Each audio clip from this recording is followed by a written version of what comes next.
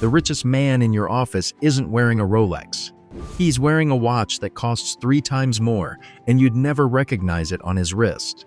Because the moment you recognize a luxury watch, it stops working as one. Real wealth in 2026 doesn't wear Rolex anymore. Rolex became too common, too visible, too easy to spot in an airport lounge. The actual wealthy moved on, quietly, deliberately, to brands you've never heard of, with prices that would shock you, and craftsmanship that justifies every dollar. Today we're exposing the 5 watches real rich men actually wear. Brands with no Instagram ads, no celebrity wrist drops, no flagship stores in Times Square. Brands worn by people who could buy any watch in the world and chose these instead. The brand at number 1 produces fewer than 50 watches per year, has a 7-year waitlist, and is genuinely invisible to anyone outside the club. Let's get into it. Before we name brands, you need to understand one thing about how rich people actually buy watches. Because once you see it, every Rolex on every wrist starts to look different. Rolex is what people buy when they want everyone to know they made it. Independent watchmaking is what people buy when they already know they did. That single sentence explains the entire shift.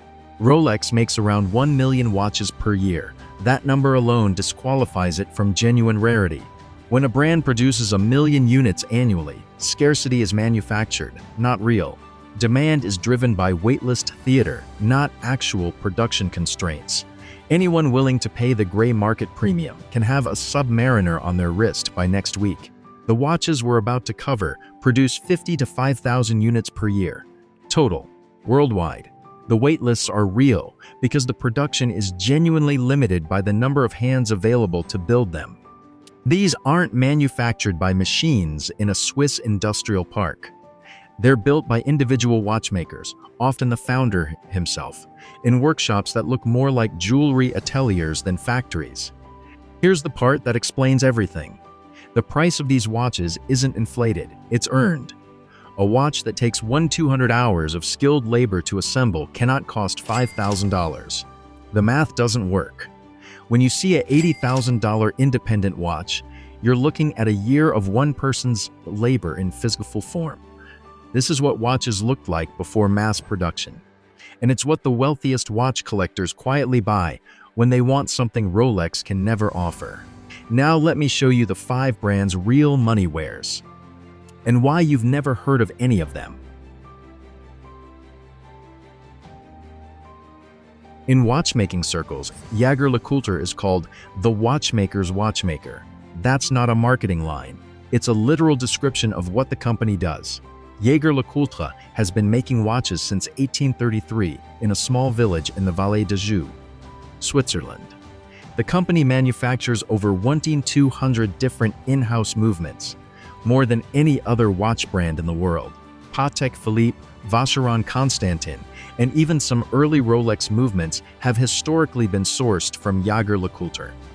In other words, when you buy 100,000 Patek Philippe, you're often wearing a Jaeger-LeCoultre engine under the dial. The Jaeger sells the same engine in their own case for $12,000 to $20,000. The signature watch is the Reverso, launched in 1931 for British polo players who kept smashing their watch crystals during matches. The case flips on a pivot so the dial faces inward during play. It's been in continuous production for 95 years, and the design hasn't fundamentally changed since 1931. The Reverso retails for $9,000 to $25,000 depending on movement complications. There's no logo on the dial, no oversized branding.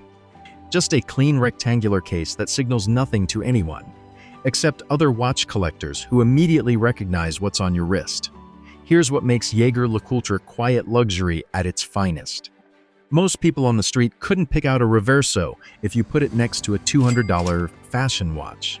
But every serious watch person on Earth recognizes it within half a second. The signal is invisible to outsiders and immediate to insiders. That's the entire pitch.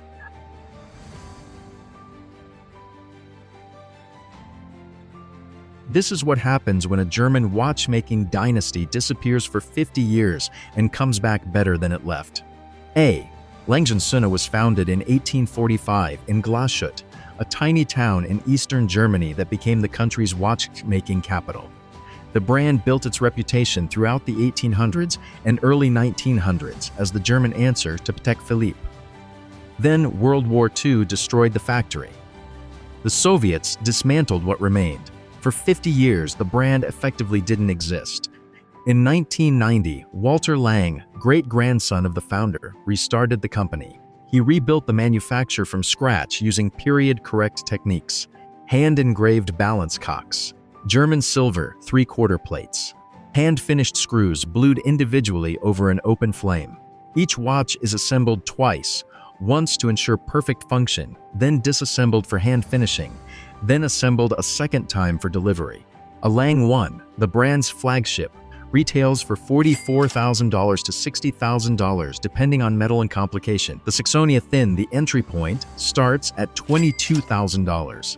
Here's what makes Lange & Söhne particularly elite. Brand produces around 5,000 watches per year, worldwide. Compare that to Rolex's million. The watches are sold only through authorized dealers, no online sales, and the buyer typically goes through a vetting process before being offered the more sought-after models. Walk into any room of genuinely wealthy watch collectors in America, and you'll see more Lange & Söhne pieces than Rolex. It signals you've moved past the entry-level luxury phase. You're not collecting watches anymore. You're collecting craftsmanship.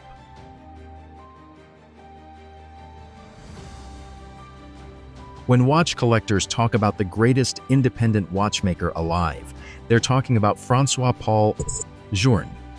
Journe started building watches by hand in his workshop in the 1980s. By 1999, he launched his own brand, FP Journe, based in Geneva. Today, he produces fewer than 1,000 chas per year. Each one is hand-finished, mostly by Journe himself or his small team of master watchmakers. The waitlist for the most desirable models runs 3 to 5 years. The signature feature is the in-house movement architecture, all built with proprietary calibers, using rose gold or palladium components, not standard brass. Rose gold movement parts cost roughly 5 to 10 times more than brass, and they wear differently, age differently, and signal a completely different level of investment. An FP, Journe Chronometre Blue, retails for $35,000 new. On the secondary market, the same watch sells for $80,000 to $130,000 depending on condition. The Resonance, Journe's most famous complication, sells for $250,000 to $500,000 on the secondary market. Here's what makes FP Journe a true insider brand. The dial is signed Invenit e Fecit in Latin. It translates to invented and made by. That phrase only appears on watches where Journe personally designed the movement, calculated the geometry, and oversaw production. It's a signature of authorship, extremely rare in any industry, almost unheard of in watchmaking at this scale. Most people who own FP Journe pieces don't post them on Instagram. They don't talk about them. They put them on, leave the house, and let the watch speak only to people who already know. That kind of restraint is the entire point. Now we're entering territory most watch enthusiasts only read about, never see in person. Philippe Dufour is a 75-year-old Swiss watchmaker who works alone in a small workshop in the Vallée de Joux, the same valley where Jaeger-LeCoultre is based. He has built fewer than 200 watches in his entire career. That's not 200 per year. That's 200 watches total over 30 years. His most famous piece is the Simplicity, a deliberately understated time-only watch. No date, no complications. Just hours, minutes, seconds, and a movement finished to a standard most modern watchmakers can't physically reproduce. Every component is anglazed by hand, a finishing technique where the edges of each metal piece are beveled at 45 degrees and polished to a mirror finish. The technique takes decades to learn. Dufour is one of perhaps 5 watchmakers alive who can do it at his level. The original retail price of the Simplicity in the early 2000s was around $50,000. Today, on the secondary market, the same watches sell for $1.5 to $2 million. That's not appreciation. That's the market discovering that a finished movement by Philippe Dufour cannot be replicated by anyone else on Earth. Here's what makes Dufour the ultimate quiet luxury statement. The watches have no visible branding on the dial beyond a small signature. Most people would mistake one for a $200 vintage dress watch. The wealth signal is so quiet it's essentially invisible. But every serious collector, Patek Philippe family members, hedge fund founders, Asian industrialists knows exactly what they're seeing. A Philippe Dufour watch isn't a purchase. It's a statement that you've moved past purchases entirely. You're now collecting the work of individual artisans at a level the mass luxury market can't access.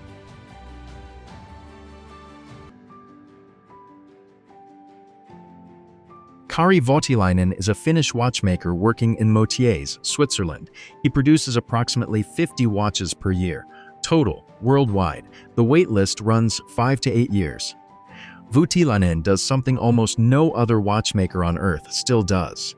He hand engraves his own geocade dial patterns using a 200-year-old Rose engine lathe. The lathe carves intricate geometric patterns directly into the silver or gold dial, one rotation at a time, by hand. Each dial takes 40 to 60 hours of skilled labor before any movement work begins. The movements themselves are entirely hand-finished using techniques that haven't fundamentally changed since the 1800s. Black polishing, mirror-finished steel, hand-englazed edges. The level of finishing is recognized within the watchmaking community as equal to or exceeding anything Patek Philippe produces today. A Voutilainen Inked 8 retails for $90,000 to $130,000 new. The secondary market price is $200,000 to $400,000, depending on dial and configuration. Some unique piece commissions have sold privately for over $1 million. Here's what makes Voutilainen the ultimate quiet luxury watch. The dial signature is microscopic, no oversized branding anywhere on the watch. The case is typically simple platinum or rose gold. To anyone watching, you're wearing a clean dress watch. To anyone who knows, you're wearing the rarest hand-finished timepiece currently being produced on Earth. This is the watch you wear when you've decided you don't need anyone to know what you're wearing, but you want the few people who do know to recognize it instantly. Real money doesn't shout. It whispers, and Voutilainen is the quietest whisper in luxury watchmaking. 5 brands, 0 visible logos, 0 ad campaigns, 0 celebrity wrist drops. Jaeger-LeCoultre, A. Lange & Söhne, FP, Journe, Philippe Dufour, Voutilainen. What do they have in common? They all let the watch speak for itself. They all charge premium prices that reflect actual craftsmanship, measured in hours of human labor per piece, not in marketing spend. There's no celebrity ambassador wearing them in commercials. There's no Times Square boutique. There's just metal, technique, and time. This is what wealth actually wears in 2026. Not louder, quieter, not more visible, less. For decades, Rolex was the universal status watch. A Submariner on your wrist signaled you'd arrived. A Daytona signaled you'd arrived spectacularly. The brand built the entire concept of luxury watch as success symbol. Then everyone could spot a Rolex. Tech bros wore them, crypto traders wore them, influencers wore them. The brand that once signaled rare achievement started signaling person who owns a Rolex and nothing more. The wealthy did what wealthy people always do when something becomes universally recognizable. They moved. They moved into brands that required knowledge to identify, into watches whose value couldn't be looked up on Chrono 24 in 3 seconds, into ateliers without flagship stores. Quiet watchmaking isn't a trend, it's a migration. Rolex sold out its exclusivity to the entire upper middle class, and the genuinely wealthy found new exclusivity in places where the upper middle class isn't looking. If you want to signal you have money, buy a Rolex. If you want to signal you have taste, buy something Rolex can't make. You don't need $300,000 to apply this lesson. The principle scales down. At every price point, the same logic works. Buy the watch fewer people will recognize. Buy the movement over the logo. Buy the independent over the conglomerate owned. Buy the brand that produces 5,000 watches a year over the one that produces 1 million. A $4,000 Tudor Blake says more about you than a $14,000 Rolex Datagist. A $3,000 vintage JLC says more than a $9,000 Submariner. A $500 Nomos says more than a $4,500 Cartier Tank Solo. The The richest signal you can send isn't wealth, it's taste. And taste doesn't have a crown logo on the dial. It's knowing what not to show.